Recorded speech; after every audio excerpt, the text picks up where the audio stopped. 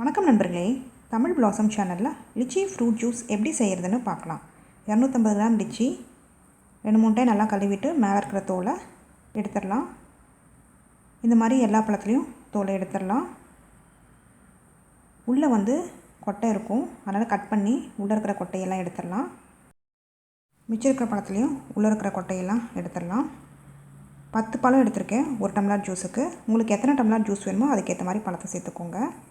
December ஜனவரி மாதம்தான் இந்த fruit season. கிடைக்கிறப்போ juice ice cream இது மாதிரி எல்லாம் செய்யலாம். இந்த ஃப்ரூட்டை வச்சு பழத்தை எல்லாத்தையும் உள்ளே இருக்கிற கொட்டையில் நீக்கியாச்சு. ஜூஸ் மிக்சரில் கட் பண்ண பழத்தை போட்டுடலாம். 3/4 டம்ளர் தண்ணி ஊற்றிட்டு 2 டீஸ்பூன் தேன் ஊற்றிக்கலாம்.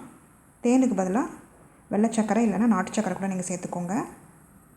லிச்சி பழமே இனிப்பாக தான் இருக்கும், அதனால் கொஞ்சமாக தேன் சேர்த்தா போதும். உங்களுக்கு இன்னும் ஜாஸ்தி சுவை வேணும்னா அதுக்கேற்ற மாதிரி நீங்கள் தேன் சேர்த்துக்கோங்க. இப்போ மூடிடலாம்.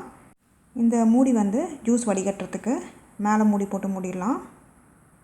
இப்போ கீழே இருக்கிற பட்டனை ப்ரெஸ் பண்ணிக்கலாம். டபுள் ப்ரெஸ் பண்ணிங்கன்னா ஆன் ஆகிடும்.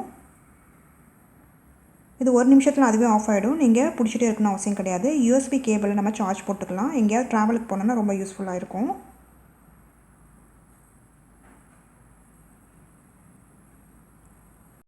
ஜூஸ் ரெடி ஆயிடுச்சு. அதுவே தானே ஆஃப் ஆகிடும். ஆஃப் ஆகிடுச்சு பாருங்கள். மேலே இருக்கிற ஓட்டை வடிகட்டுறது இதுலேயே நம்ம வடிகட்டி எடுத்துக்கலாம்.